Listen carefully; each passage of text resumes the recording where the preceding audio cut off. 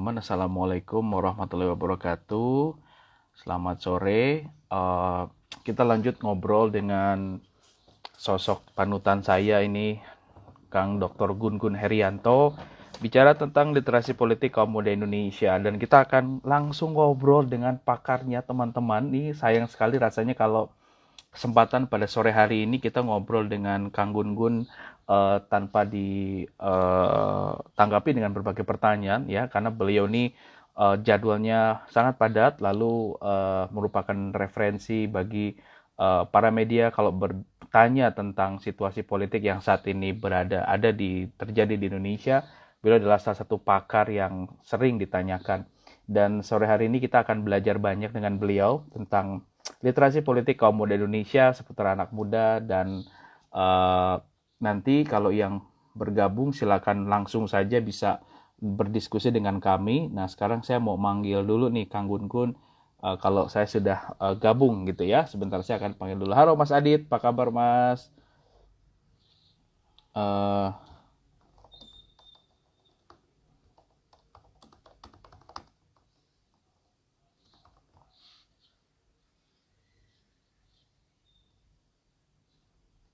ya, kita tunggu Kang Gun hadir. Nah, alhamdulillah beliau sudah bersama. Saya izin invite beliau. Ya, halangan atau kendala teknis yang ini.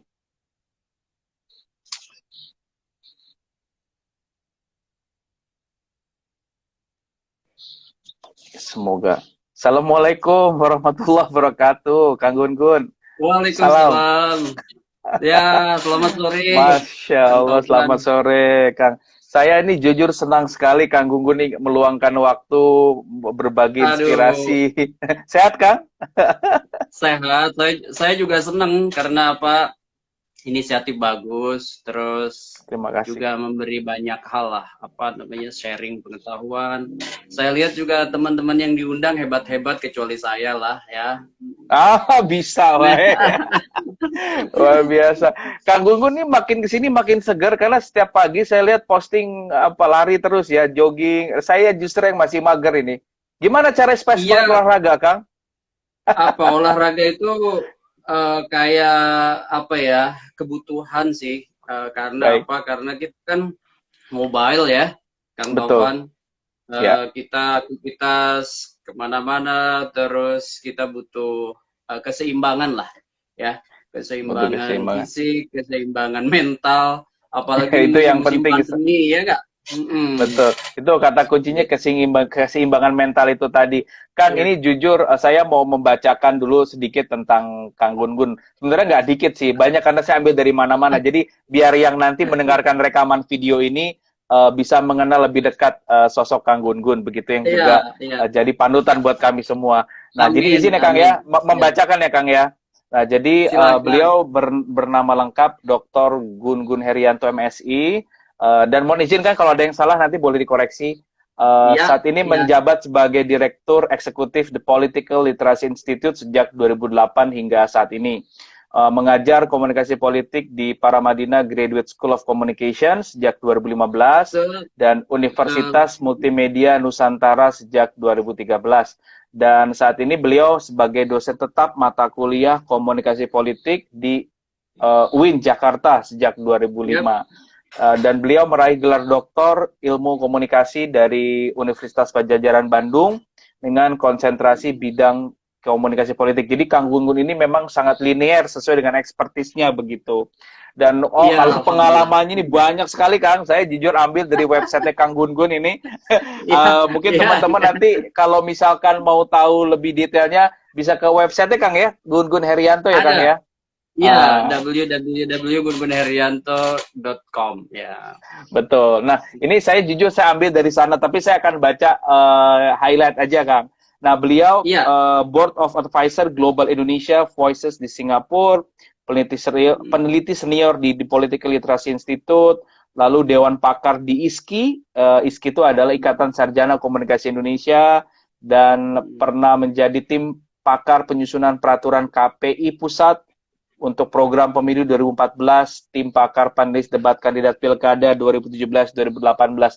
Jadi beliau ini keilmuannya tidak hanya akademis teman-teman, tapi secara praktis ya, balance. Jadi ada di titik tengah begitu.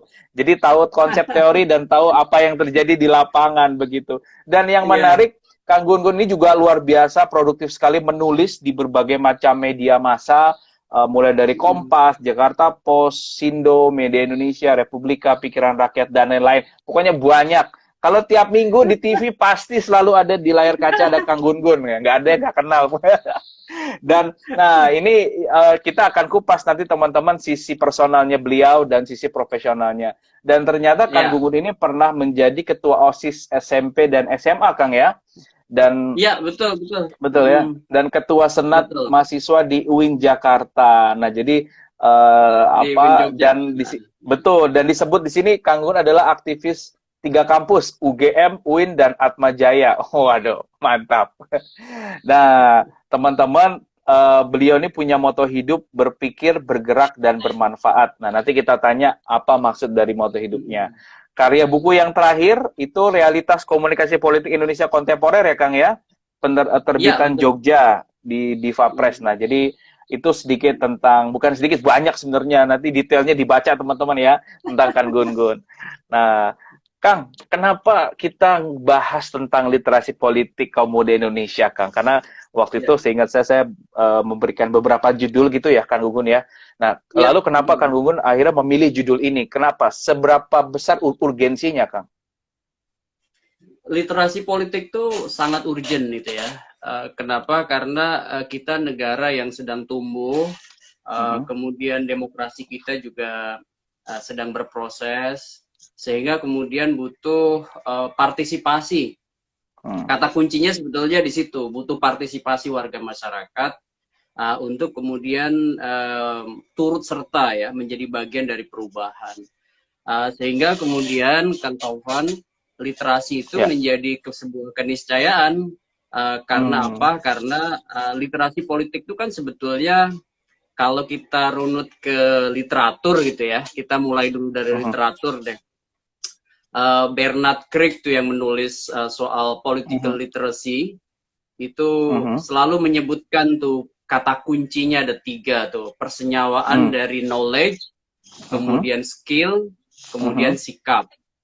Ya. Knowledge itu bagaimana warga negara semakin banyak tahu tentang hak-hak sipil politiknya, sehingga Mhm. kemudian bisa memandu tuh perilakunya menjadi jauh lebih bertanggung jawab, menjadi jauh Hmm. lebih apa namanya knowledgeable, dan Mhm. kemudian bisa berpartisipasi dengan skillnya untuk mencari informasi, kemudian mengkomunikasikan informasi, dan bersikap. Contoh misalnya menolak money politik di pemilu gitu ya, atau mengkampanyekan apa namanya kampanye sehat tanpa hoax misalnya, atau misalnya Kang Topan seperti sore ini bikin inisiatif-inisiatif kreatif seperti berjejaring, membuka Mhm. wawasan publik untuk menumbuhkan sikap partisipatoris, dan itu saya pikir menjadi sebuah keniscayaan di era kekinian di mana bahwa politik itu bukan hanya milik elit, tetapi politik itu adalah bagian keseharian kehidupan warga masyarakat dari mulai elit sampai warga biasa. Begitu. Nah, ini menarik sekali, Kang, ketika kita Hmm. bicara literasi politik kaum muda Indonesia, bahwa sekarang Hmm. Hmm. ketertarikan sahabat-sahabat, terutama kawan-kawan saya yang mengambil jalur politik sebagai politisi Ya, atau bersinggungan langsung dengan para elit, ya. apakah mereka benar-benar sudah melek literasi politik, Kang, atau mungkin masih perlu terus belajar begitu? Karena menurut saya menjadi politisi belum tentu mereka melek literasi politik gitu, Kang. Nah, ini fenomenanya Ya, seperti apa, Kang? Ah, iya, Kang. itu pertanyaan sangat fundamental ya, bagus banget. Hmm. Kenapa? Karena yaitu dalam politik itu sebenarnya kan ada proses kan. Ya. Prosesnya itu nggak bisa instan. Hmm. Kemudian butuh juga namanya apa namanya jenjang ya. Seperti kita apa namanya meniti karir gitu kan ada jenjang ya. Iya, Bagaimana betul. misalnya kita memulai dulu dari basic ke advance itu kan melalui intermediate gitu ya. Nah, itu menurut saya penting nih, Kang Taufan, ketika misalnya berpolitik itu melalui proses memperkuat dulu basis pengetahuannya, kemudian aktif dalam bukan hanya partai sih sebenarnya, tapi juga organ-organ kemasyarakatan seperti organisasi, mulai dari mungkin di tingkat siswa, kemudian mahasiswa, organisasi kepemudaan, organisasi kemasyarakatan, sehingga kemudian dia knowledgeable dan skillful gitu ya, dan kemudian Knowledgeable baru and skillful, masuk, betul. iya, dan baru masuk kemudian dalam interaksi yang jauh lebih serius untuk persoalan-persoalan publik, entah itu misalnya dia menjadi pemimpin di daerah, menjadi legislator, menjadi ya NGO ya sebagai bentuk dari infrastruktur politik, aktif menjadi jurnalis, aktif di profesi-profesi. Jadi sebenarnya kita memahami politik itu bukan hanya untuk menjadi politisi sebenarnya, tetapi juga Betul. Nah, untuk ini yang perlu diluruskan, Kang. Supaya anak muda tuh kayaknya kalau dengar politik tuh alergi sekali begitu. Seakan-akan tuh hanya milik elit dan nah, mungkin apa yang bisa, narasi apa yang kita bisa luruskan, Kang, mengenai ini dalam artian politik, kalau kita belajar literasi politik lah gitu ya, tidak hanya untuk elit tapi kita keseharian tuh perlu juga. Nah, kira-kira narasi seperti apa, Kang Gun-Gun?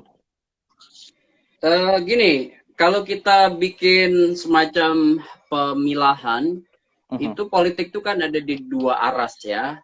Satu namanya suprastructure. Suprastructure itu contohnya eksekutif, legislatif, yudikatif gitu ya. Kemudian ada di infrastructure.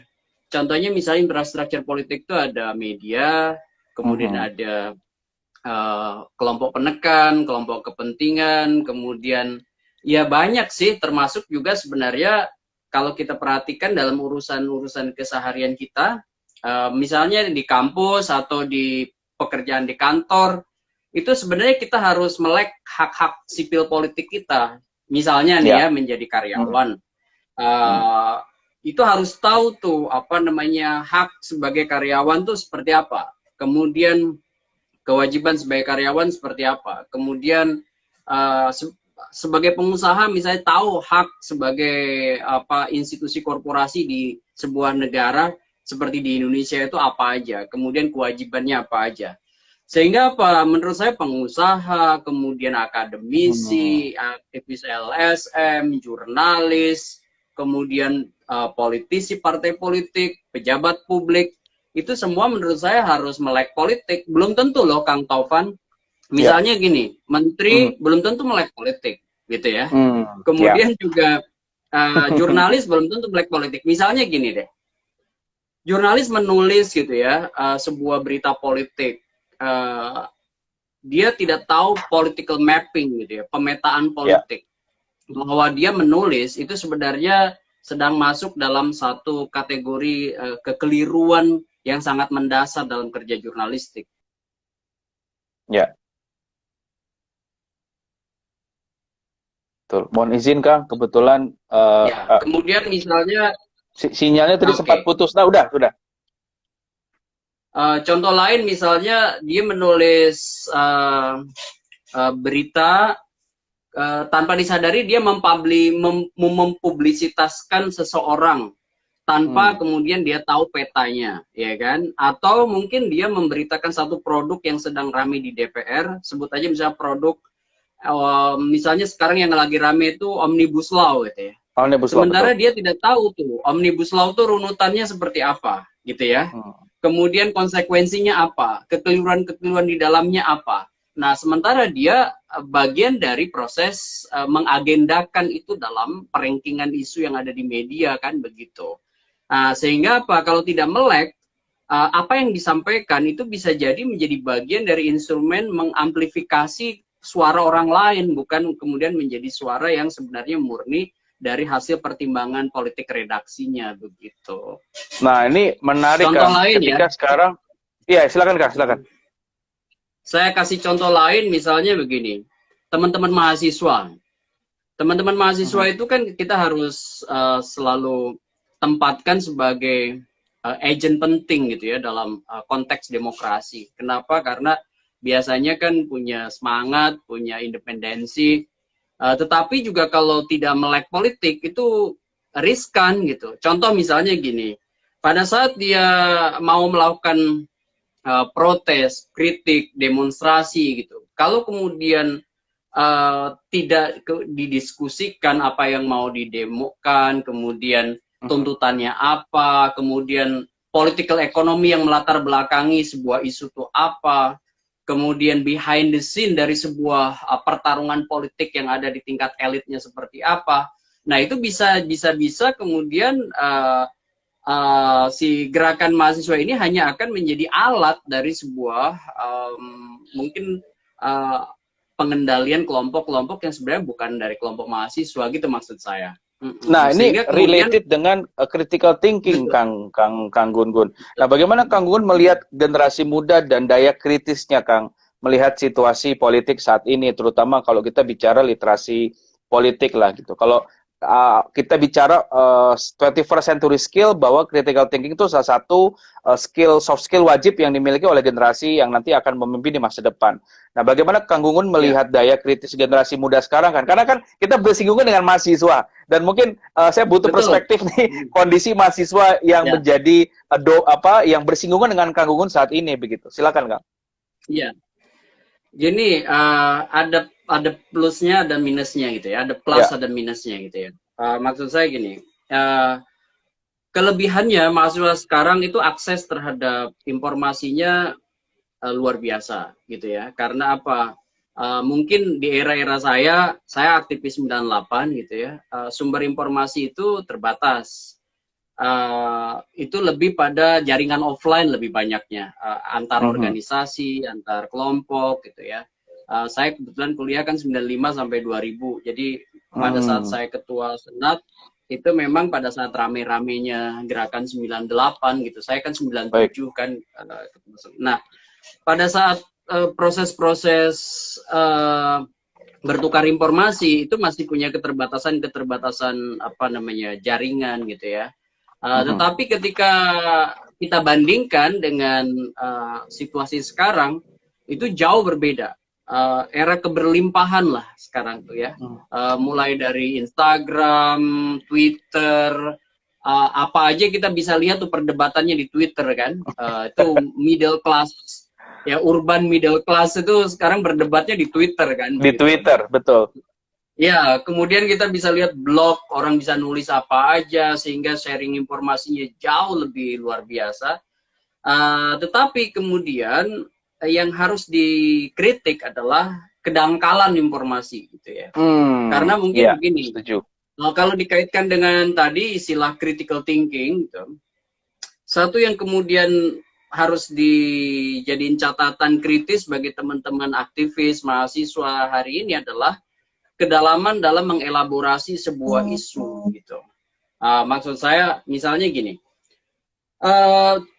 dulu ya sebelum misalnya teman-teman turun ke jalan gitu ya, atau memprotes lewat tulisan gitu, atau lewat selebaran, lewat tulisan di media massa, itu ada namanya diskusi yang sangat intens gitu. Misalnya bisa beberapa minggu sebelum rilis, atau kemudian sebelum pamflet, atau sebelum selebar, atau sebelum seseorang menulis di media, itu kemudian ada diskusinya, ada semacam klinik lah, atau semacam pemetaan, dan itu kemudian membantu kedalaman dalam pemahaman dan kedalaman dalam ekspresi simbolik yang mau dituntut gitu ya. Nah, jadi more itu konten dulu ya, fokusnya ke konten dulu, bukan ke konteks ya berarti. Betul, betul. Nah, apa namanya, ada semacam landscape yang kemudian dikaji, sehingga kemudian memadatkan apa yang menjadi tuntutan. Nah, hari ini saya lihat pergeserannya adalah pada cara ya, caranya mungkin menjadi jauh lebih instan. Karena apa? Karena banyaknya sumber informasi itu, sehingga kemudian kajian-kajian yang mendalam itu harusnya diperkuat lagi. Saya sih sangat menghargai dan saya selalu berinteraksi karena saya tuh suka. Lembaga saya, The Political Literacy Institute, itu kan rata-rata anak muda yang juga aktif di kampus itu ya, dari berbagai macam organisasi. Itu ada HMI, PMII, gitu, IMM, kami, ada macam-macam lah. Dan di situ itu sering berdiskusi kan, setiap bulan ada diskusi bulanan, menerbitkan buku, menerbitkan buletin. Nah, yang kemudian yang harus selalu saya tekankan adalah kita bergerak itu jangan kemudian tanpa basis pemikiran, gitu ya. Jadi bergeraklah dengan basis knowledge, dengan pikiran. Makanya slogan saya dan kemudian saya perkuat di The Political Literacy itu adalah berpikir dulu. Berpikir itu artinya kita mengkonsumsi pikiran orang, mengkritisi pikiran orang, mengekspresikan pikiran kita, gitu. Sehingga apa? Aku berpikir maka aku ada, begitu Kang Gunggun ya? Iya, aku berpikir maka aku ada. Itu berpikir dulu. Berpikir adalah sebuah kerja kreatif sekaligus kerja intelektual. Baru kemudian bergerak. Bergerak itu ya bisa macam-macam. Contoh interpretasi terhadap bergerak adalah melakukan sesuatu gitu yang konsisten dengan apa yang dipikirkannya. Sebagai bentuk ekspresi dari sikap. Baru kemudian jangan menafikan atau menegasikan kebermanfaatan dari pikir dan gerak yang dilakukan tadi, begitu. Kurang lebih, baik. Saya selalu, Kang Tovan, saya selalu memberi semacam semangat bahwa pengarus utamaan literasi politik di Indonesia itu tidak cukup hanya semangat untuk bergerak, misalnya turun ke jalan gitu ya, berdemonstrasi. Saya pikir trennya sudah mulai bergeser, Kang ya. Tren turun ke jalan tuh bergeser ya. Ya, menurut saya itu tetap penting. Kenapa? Karena kekuasaan tanpa kontrol itu akan menjadi kekuasaan yang absolut. Dan kekuasaan yang absolut itu cenderung akan menciptakan korupsi yang absolut. Sehingga apa? Gerakan mahasiswa yang turun ke jalan di setiap rezim kekuasaan pasti ada. Dan itu harus kita hormati sebagai bentuk ekspresi kebebasan di negara demokrasi. Dan itu adalah nilai hakiki dari keberadaan demokrasi. Hanya masalahnya bukan sekedar bergerak, tetapi bergerak yang dipandu oleh pemikiran kritis, dalam, sehingga kemudian dia tahu persis peta masalahnya seperti apa. Kemudian dia juga mengartikulasikannya dengan kuat, sehingga kemudian ketika artikulasinya kuat, itu menjadi bagian dari sumbangsih solutif, bukan hanya sekedar ekspresi kemarahan atau kegundahan semata-mata. Begitu. Ya, menarik sekali. Ini salah satu ciri khas Kang Gunggun adalah ketika menyampaikan diksinya tuh indah sekali, Kang. Jadi kayak pilihan katanya tuh teratur sekali. Nah, ternyata saya tuh kepo-kepo teman-teman nih. Jadi Kang Gunggun itu semasa mudanya, walaupun sekarang masih muda lah gitu ya. Maksudnya ketika dulu sekolah gitu, gemar menulis dan berdiskusi ya, ikut ke karya ilmiah remaja, lalu pokoknya intinya pernah menjadi jurnalis kampus. Nah, ini pesan untuk teman-teman muda, Kang, dan ini penting sekali kita bergeser sedikit ke kehidupan pribadi dan personalitinya Kang Gunggun begitu ya. Nah, gimana cara mengajarkan kawan-kawan, sahabat-sahabat muda ini untuk gemar nulis dan diskusi, Kang? Dan tadi kan kalau katanya ada yang bilang bahwa menulis itu menstimulasi pola pikir begitu ya. Dan tadi saya juga sepakat sama Kang Gunggun, gimana caranya generasi sekarang tidak menjadi referral thinker, istilahnya gitu ya. Jadi pintar karena merefer ke sesuatu, tidak sebagai lateral thinker begitu. Nah, kalau saya pikir sosok Kang Gunggun ini sudah ada di level lateral thinker karena berhasil mengelaborasikan banyak ide menjadi satu pemikiran-pemikiran solutif yang akhirnya didengerin sama banyak orang. Sehingga kan menjadi konsultan komunikasi politik. Nah, kembali ke pertanyaan yang tadi, Kang. Gimana caranya, Kang, mengajarkan anak muda untuk gemar menulis dan berdiskusi? Pertama harus dijadikan hobi dulu. Ya. Jadi ada, bukan menjadi beban. Dan bukan juga untuk gagah-gagahan gitu. Dulu kan mungkin kalau sekarang itu kan era medsos, kebanggaan itu ada di prestis gitu ya. Betul. Kalau zaman-zaman dulu kan orang yang menulis waktu itu masih di mading ya. Itu tulisannya akan dibaca banyak orang dan biasanya populer tuh di sekolahnya kan. Zaman-zaman itu. Tapi saya waktu itu tidak punya niat untuk menulis sekedar untuk populer. Tapi saya memang suka mengartikulasikan pikiran ketika pikiran itu kemudian dibaca orang dan menjadi bahan diskusi gitu. Baik. Saya memang waktu itu dimulai dari zaman-zaman SMA itu saya menulis dan hobi gitu, sehingga apa kemudian itu dipasang di mading dan di majalah kampus, dan itu kemudian terus berlanjut di S1. Saya memang suka menulis di koran ya. Waktu itu saya masih ingat koran pertama saya nulis itu Harian Bernas di Jogja ya. Kemudian ada Kedaulatan Harian Bernas. Rakyat. Iya, itu tahun 2006 ya, 2006 2007. Sorry, 96 97. Waduh. Waktu ya semester 3 lah ya. Dari Nah, semester 3. kemudian Baik. ya semester 3 saya menulis dari mulai koran lokal tuh, Kedaulatan Rakyat, kemudian Bernas, kemudian masuk ke nasional, ke Republika, kemudian ke Harian Pelita waktu itu masih ada. Kemudian baru ke Media Indonesia, baru ke Harian Kompas, di Jakarta Post gitu ya. Dan itu semua dimaknai sebagai bagian dari keberimbangan kita dalam mengekspresikan banyak hal secara lisan. Karena apa? Saya ingat pepatah Latin ya, scripta manen perbapolan gitu. Apa yang ditulis itu abadi, yang diucapkan itu cepat hilang gitu. Jadi kalau kita bicara ini sekarang masih untung ya bisa didokumentasi, bisa direkam. Direkam. Nah, itu kan dulu nggak ada media seperti ini, dan betul. Sehingga apa? Saya bilang dalam hati gitu ya, ini cocok banget nih jadi prinsip saya. Jadi kalau saya menulis itu saya mengabadikan pikiran saya lewat tulisan gitu. Sehingga apa? Saya menulis tuh di hampir semua media. Baru kemudian saya rajin juga menulis di jurnal-jurnal setelah kemudian cukup memiliki tingkat kepercayaan diri sebagai akademisi begitu ya. Terutama setelah lulus S1 lah. Kemudian mulai itu menulis di jurnal-jurnal ilmiah, presentasi di Lokakarya, kemudian di forum-forum yang kemudian diselenggarakan oleh asosiasi-asosiasi profesi, asosiasi keilmuan. Kemudian baru tuh menulis buku. Ya, yang saya masih ingat judul buku pertama saya waktu Komunikasi Politik di Era Industri Citra.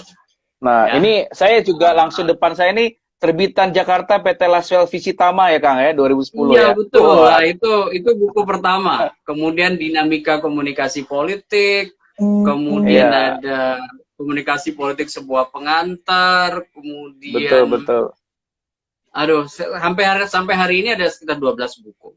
Dan nah makanya tadi ada tamu Kang dari Bali nih Mbak, tadi Mbak Yuni kalau nggak salah presenter TVRI Bali, katanya kayaknya saya pernah baca buku Kang Gunggun. Ya udah pasti kan udah 12 buku Mbak, jadi pasti pernah baca. Silakan lanjut Kang.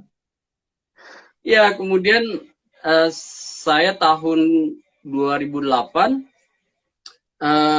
tepatnya bulan Desember tanggal 12 itu berpikir bahwa nggak bisa bergerak sendirian gitu, Kang Taufan. Sama lah seperti Kang Taufan bikin rumah millennials itu kan pasti kan idenya karena ingin jejaring. Ramai-ramai. Saya 2008 bulan Desember tuh ngumpul-ngumpul dengan teman-teman akademisi dan jurnalis serta aktivis. Jadi ada akademisi lintas kampus, beberapa orang, kemudian jurnalis, kemudian ada satu lagi aktivis. Jadi kita bertujuh tuh ngumpul di mungkin masih inget Ratu Plaza ya. Nah itu di bawah itu dulu kan. Nah itu ngobrol-ngobrol gimana kalau kita bikin sebuah inisiatif pengarus utamaan literasi politik di Indonesia begitu. Nah Desember 2008 itu kemudian kita deklarasikan pendirian sebuah inisiatif namanya The Political Literacy Institute gitu ya, fokusnya pada political literacy mainstreaming, pengarus utamaan literasi politik. Nah baru kemudian bulan Mei 12 tahun Kang ya berarti Kang ya? Ya Baru Masya bulan Allah, Mei mantap. 2009 baru kita sahkan di akte notarisnya. Nah, Baik. jadi Mei 2009 itu kemudian kita resmikan, dan kita kemudian setiap bulan itu melakukan kajian bulanan, dan sampai hari ini tidak pernah terputus. Sudah beberapa buku kita terbitkan, contohnya ini ya, ada literasi politik. Wow. Ini ada literasi politik dan pelembagaan pemilu, kemudian ada literasi politik dan kampanye pemilu. Ini semua adalah pendokumenan dialog-dialog rutin kita, para peneliti, para pengkaji the political literacy, dan bahkan kita lagi mau rilis buku baru, literasi politik. Bentuknya adalah strategi literasi politik di berbagai kalangan. Jadi ada kalangan muda, kalangan menarik sekali masyarakat itu. desa, iya gitu. Sehingga apa, nanti ada semacam roadmap lah, gimana sih literasi politik kalau bukan di anak muda tapi di komunitas agama misalnya, literasi politik di masyarakat pedesaan, literasi politik di kelompok profesional seperti teman-teman yang mungkin bekerja di Sudirman, bekerja di mungkin sekitar London School, gitu ya Pak ya? Tempatnya Pak Kang Taufan bekerja begitu. Siap. Nah Kang nih nggak apa-apa, kita sedikit ke teman-teman yang bergabung pada kita sore hari ini. Terima kasih teman-teman yang sudah bergabung. Ada Beranda.agung. Ini bagus pertanyaannya nih Kang. Bagaimana mengimbangi kajian mendalam dengan waktu yang tidak singkat, sementara informasi bergulir cepat dengan perubahan? Nah ini mungkin relevan dengan konteks Kang Gun-Gun ya, karena informasi bergerak sangat cepat. Nah ini bagaimana Kang, how you balance gitu Kang? Ya begini, teman-teman yang menyukai informasi, menyukai kajian, itu sebenarnya bisa ditempuh beberapa cara ya. Pertama, kalau punya waktu cukup, ya memang menyempatkan waktu untuk punya komunitas gitu ya. Misalnya seperti kita kan juga sering melakukan diskusi, mungkin Rumah Milenial itu juga punya inisiatif-inisiatif diskusi kan. Nah itu bisa hadir di, ya tidak mesti reguler, mungkin sesekali atau mungkin kalau pas ada waktu bisa gabung. Kebetulan kami ada divisi ini Kang, divisi politik Kang. Mungkin bisa kolaborasi, kita bikin talks nanti Kang. Oh pasti. Ya dengan senang hati, Nah itu pertama, basis komunitas itu menjadi basis gerakan yang paling, menurut saya perubahannya paling signifikan. Kenapa? Tidak ada demokrasi yang tanpa penopang kekuatan komunitas, seperti misalnya the political literacy, Rumah Milenial, kemudian inisiatif sekolah multikultural gitu ya. Kemudian nah itu harus menjadi sebuah jejaring, kemudian berkolaborasi, bersinergi ya untuk kebaikan bersama. Itu yang pertama. Kemudian yang kedua nih, kalau nggak cukup waktu, kita bisa mengakses ragam informasi yang verifikatif. Gitu. Misalnya ya, saya pikir semua lembaga-lembaga kajian dan lembaga-lembaga riset ya sekarang itu punya website dan selalu punya rilis-rilis gitu ya. Contoh misalnya CSIS misalnya itu punya rilis, punya jurnal yang juga apa namanya di online kan. Kemudian lembaga-lembaga internasional gitu ya, seperti banyak banget lah ICA kalau yang suka komunikasi ya. Kemudian mungkin juga lembaga-lembaga lain yang sebenarnya kita minati apa aja sih. Misalnya hukum kah, politik kah, kemudian ekonomi kah. Nah, tapi sumbernya itu menurut saya harus sumber-sumber yang verifikatif. Gitu. Jangan asal comot, misalnya dari blog, dari WordPress, dari ya kita kemudian bukan menafikan informasi itu hanya sekedar petunjuk awal lah ya, petunjuk awal. Tapi sumber-sumber verifikatif itu yang dikelola oleh lembaga-lembaga yang memang lembaganya itu juga otoritatif gitu. Baik. Sehingga apa? Kita mengkonsumsi tulisan, mengkonsumsi bacaan dari sumber-sumber yang kita bisa layak percayai. Misalnya, saya membaca tulisan Kang Taufan yang terbit di jurnal X gitu ya. Kemudian saya baca, tentu itu akan punya semacam dimensi tanggung jawab si penulisnya lebih gitu dibanding siapa ya yang nulis di blog tertentu tanpa ada kejelasan identitas. Nah itu jadi sumber verifikatif itu penting. Kenapa? Karena itu akan menjadi nutrisi di otak kita. Bayangin kalau kita mengkonsumsi sampah, maka keluarnya juga akan sampah. Iya, Garbage betul. in, garbage out, ya kan? Betul, betul. Makanya kemudian menurut saya harus mengkonsumsi sumber-sumber yang layak dipertanggungjawabkan. Itu yang kedua. Kemudian yang ketiga, itu menurut saya penting untuk mengekspresikan gagasan itu dengan teman-teman yang punya minat sama atau punya chemistry yang sama tentang satu hal gitu. Seperti misalnya gini, kita kan nggak mungkin memaksa banyak orang untuk diskusi politik gitu ya. Dan kita juga tidak mungkin juga Kang Taufan di satu frame diskusi ini kalau kita tidak punya chemistry kan, begitu. Betul. Kan gitu kan? Betul kan? Iya nggak? Iya, betul. Kan banyak mungkin Betul. Kang Taufan bisa undang banyak orang, tapi kan dengan secara alamiah tidak mungkin semua itu terfasilitasi untuk diskusi seperti ini karena belum tentu chemistry. Itu chemistry ada, tadi, kan? Betul, chemistry tadi Kang, betul sekali. Nah, makanya kita kan sore ini bikin semacam diskusi literasi lah seperti ini. Ini juga karena kita tahu bahwa antara saya dengan Kang Taufan atau misalnya Kang Taufan dengan sejumlah narasumber yang diundang itu punya semacam keterhubungan intelektual, keterhubungan emosional, sehingga kemudian kita membincang hal-hal yang mungkin ada manfaatnya untuk orang banyak, kan begitu. Amin, amin, insya Allah. Siap. Nah, menarik sekali. Nah, Kang Gunggun, sekarang kita bicara masih di ranahnya Kang Gunggun, karena ada banyak wisdom yang bisa dipelajari. Nah, Kang Gunggun kan sudah doktor, lalu pengalamannya luar biasa, lalu kenal banyak orang, juga media kenal Kang Gunggun. Nah, kenapa Kang masih memilih menjadi seorang pendidik, Kang? Dikala saat ini momentumnya Kang Gunggun bisa memilih menjadi apapun lah, mungkin bisa dibilang seperti itu.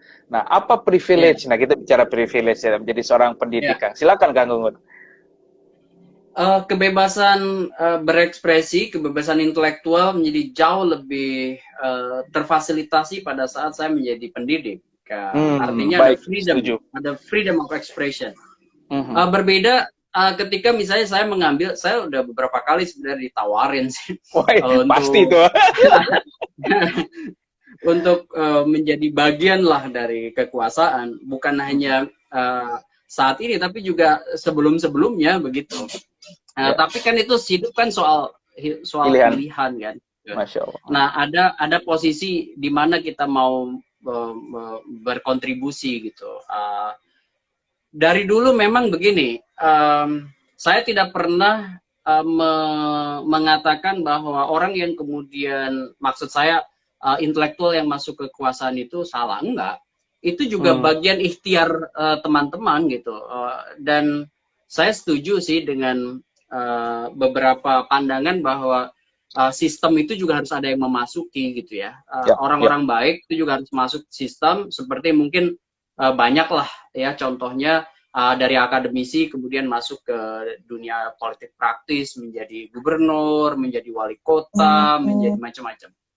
Nah, sekarang persoalannya adalah harus berbagi peran gitu. Ada yang kemudian perannya di dunia intelektual, ada yang perannya di dunia politik praktis. Karena kalau kemudian tidak ada gatekeeper di masing-masing, itu juga cuma berantakan. Maksud saya begini,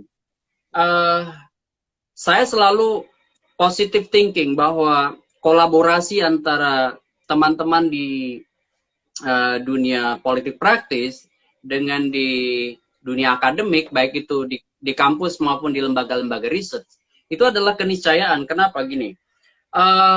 Dunia ini berubah banyak. Berakselerasi, sehingga apa?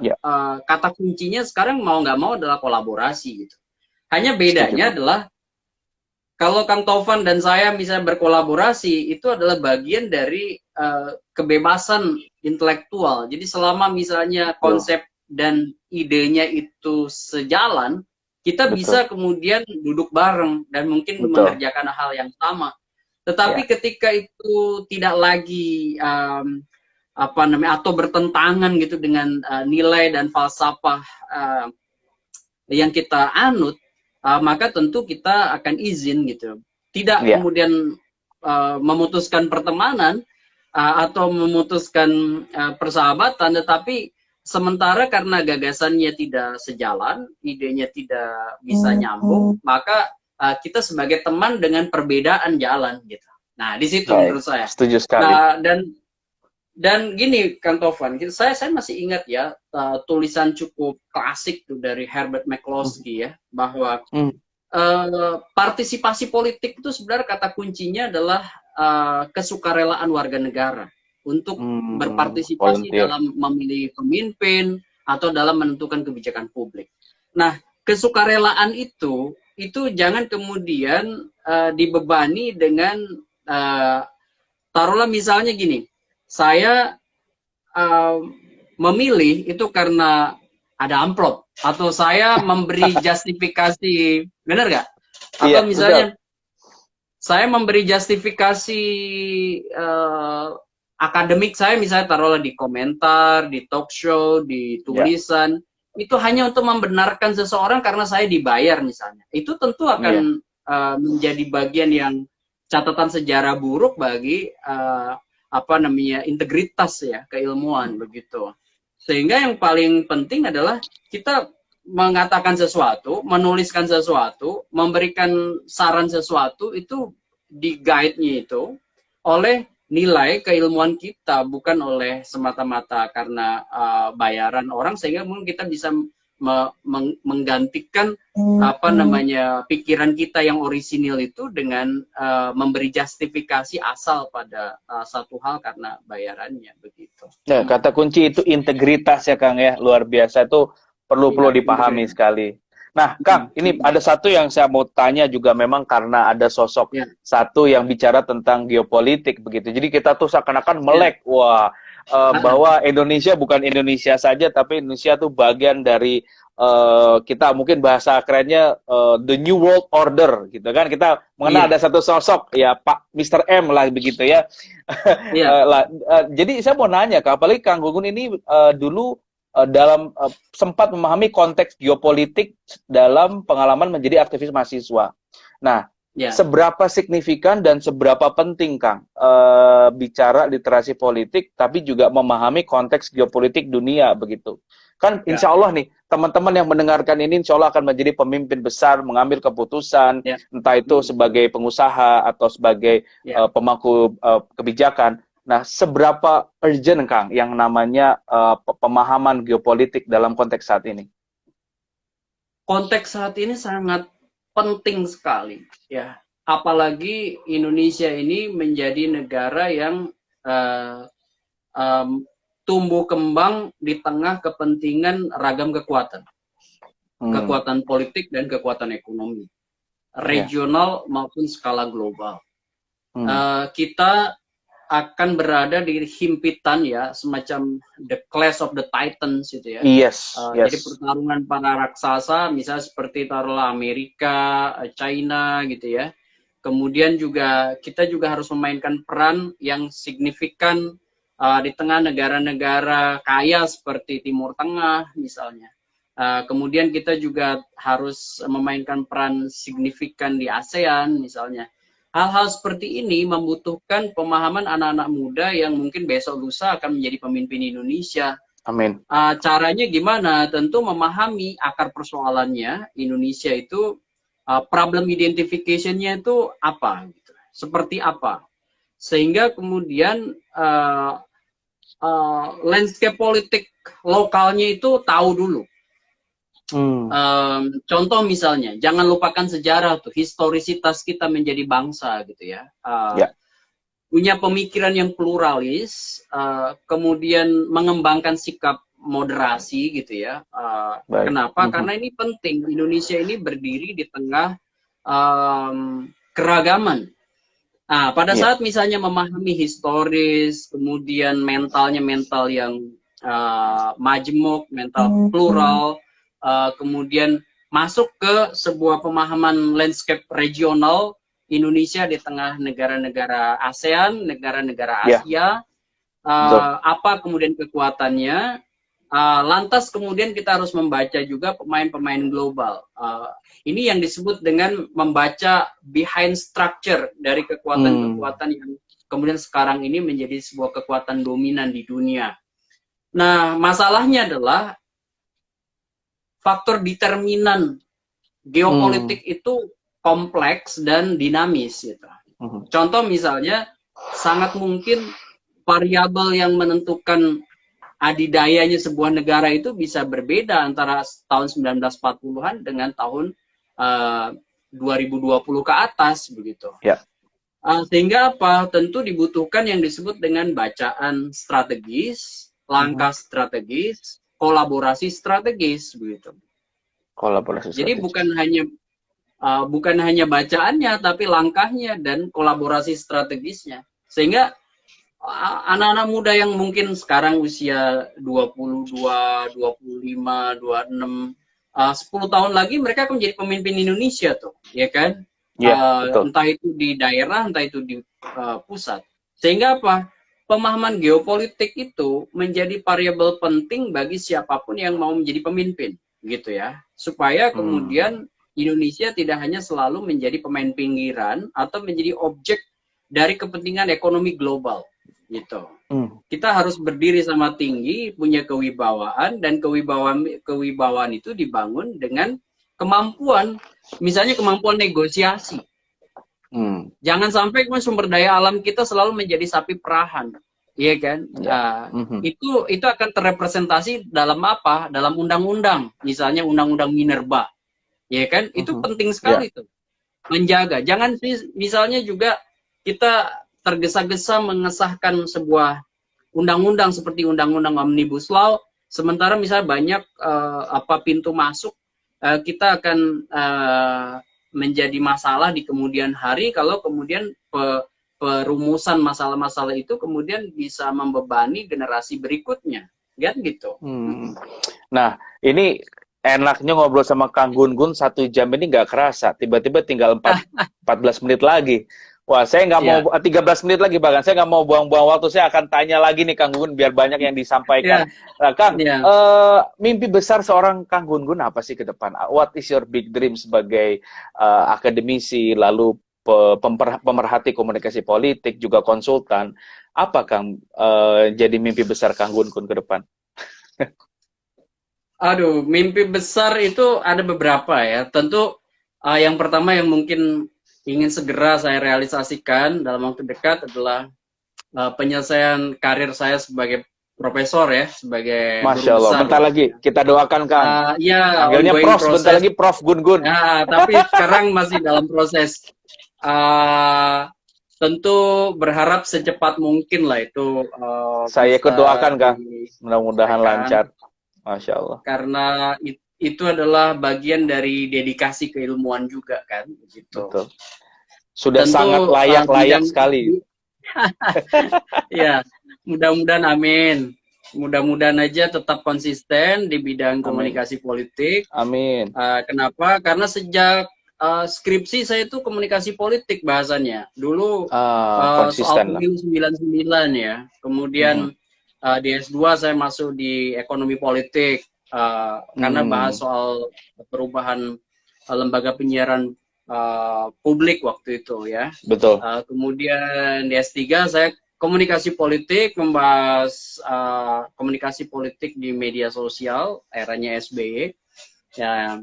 Jadi memang historis saya itu komunikasi politik, sehingga kalau ditanya apa mungkin yang terdekat sebagai big dream saya, ya saya tentu ada guru besar bidang komunikasi politik gitu ya. Masya Allah, luar biasa. Amin, mudah-mudahan. Ya, kemudian yang kedua, begini, saya selalu punya semacam kepercayaan bahwa bergerak sendirian itu nggak hebat. Nah, cocok, cakep. Iya.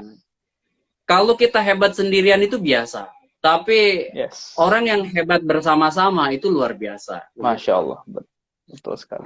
Sehingga saya selalu mendukung seperti Kang Taufan ya, inisiatif-inisiatif yang berjejaring itu. Saya punya big dream karena saya sejak 2008 itu mengembangkan the political literacy. Jadi saya mungkin ingin membangun semacam rumah literasi, bukan seperti rumah milenial, tapi Kita betul-betul bersaudara, ada semacam mungkin ingat inisiatif Pak Renal ya soal Pak rumah Renal. perubahan. Betul. Itu bisa kemudian di situ orang membaca, ada open library, kemudian ngerjain tugas S1 sampai S3, bisa diskusi harian, mingguan, bulanan secara free gitu ya. Kemudian kita bisa undang teman-teman yang chemistry-nya ada, satu pikiran tuh, membangun jejaring kerja kolaboratif di semacam di area itu yang memungkinkan kita bisa berinteraksi anytime gitu ya. Lebih create ruang publik berarti Kang ya, ruang publik yang berjejaring begitu. Meng-create sebuah tempat yang kalau santri itu pondok pesantren, ini semacam rumah literasi. Jadi di situ open library dengan kapasitas buku yang memadai begitu, yang kemudian bisa mengerjakan juga banyak hal, termasuk juga menurut saya konsultasi menyangkut riset, menyangkut community development, menyangkut jejaring kolaborasi nasional, regional, internasional begitu. Nah, itu yang menjadi big dream. Yang teman-teman kita aminkan bersama. Terakhir, amin, mudah-mudahan. Yang terakhir sebenarnya ya saya ingin tetap menulis karya, karena apa? Bagi saya karya itu never ending story ya.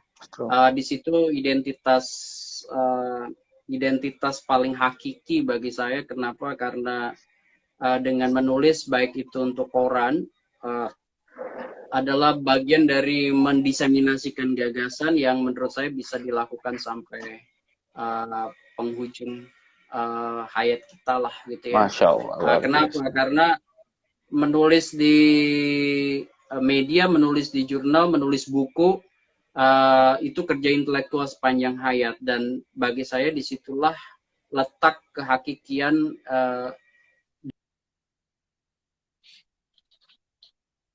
Ya, punten Kang, keputus sedang. Oke. Kalau sudah aman. Ya, kalau pelukis itu akan abadi dari lukisannya, ya kan? Kalau sastrawan itu akan abadi lewat puisi, ontologinya.